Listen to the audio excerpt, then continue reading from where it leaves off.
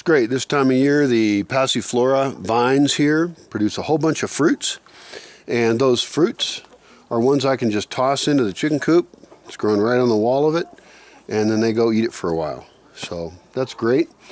But what I'm actually here for today is the dogs. These little dogs right here. And they're going to move from living in the house. They're over 2 months old. And they're pretty independent and strong. They spend a lot of time out here during the day. And so I'm going to move them into here. This is their little house. It's got a blanket that they had before. And it has their smell on it. And it's a little bit den-like, because dogs like to be a little bit kind of closed in like a cave, you know. And they're in here with the eggs. Now, the goal is to have a place for them to sleep in the chicken coop, and that should reduce the number of chickens that get killed by wild animals. Because I did lose a rooster lately, or recently. It was a couple months ago. No, not that long, like a month. And it was a like Rhode Island red type of rooster, no, hen. And I put that on a platform for the vultures, and the vultures came and ate it. So that's not good. Predators. And so even the smell of dogs in this area will cause there to be less predators probably. And certainly, since the things that attack come at night, the dogs will make it even less likely that something will happen. And if something is happening, the chickens are going to make a big, big noise because they know how to make noise. And the dogs will then come out and be like, "What's out there?" and attack it. And they'll then, be friends with the chickens because they're protecting the chickens. They're doing their job. That's the goal. Now, the goal for tonight is just to see how they are tonight. Like, do they go in their bed? But it's hard to spy on them because if we come and sneak up on them, they'll hear us and run out. Anyway, they're going to be in here at night for one night, and we'll see what happens.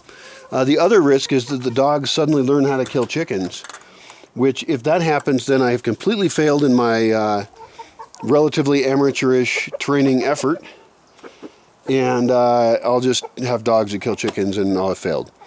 But my belief is that the dogs will not kill the chickens. They have started to defend themselves against the chickens, which they should do, because the chickens are, at heart, not actually very nice.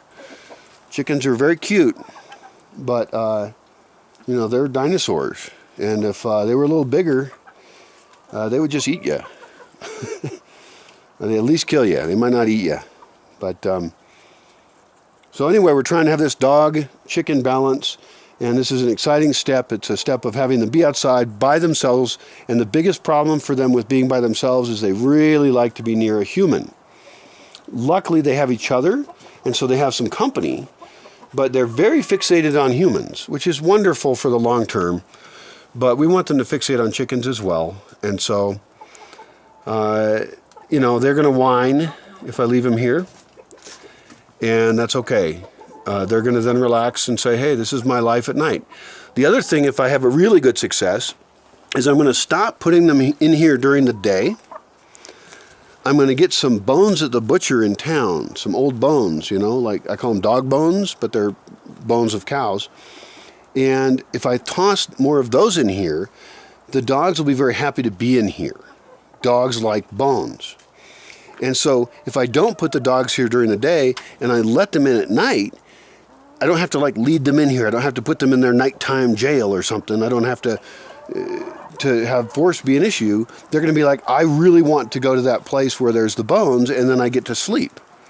And then I fight the bad things, because dogs are like that. They're on your side, And my dogs all the time, they're listening to the wildlife out there, and it's one of their biggest activities every night. And, they bark and they run around, and there's a lot of life out there. And so these dogs are going to have their job protecting the flock in their amazing place. Today I only have old bones, which they like as well. That's fine. But boy, if there were fresh bones in here, for them it would be like a dessert bar. And the chickens love it too. The chickens like to peck the meat off the bone, and then the dog will chew it for months and months and months. And it's good for their teeth. So yeah, this is the new idea. New stage. It's the first time I've ever done it. I think it'll go just fine. And there were ravens over here trying to steal eggs earlier, which is why this door over here should be shut. This is a wire door we put here. Hi guys, you're very noisy. Hi, I'm going to shut this, okay? This is a door. It's just a piece of wire. The chickens can pass through, but these huge ravens that come in to steal eggs, it's quite common, and that's a daytime thing. There's one right now. There's two.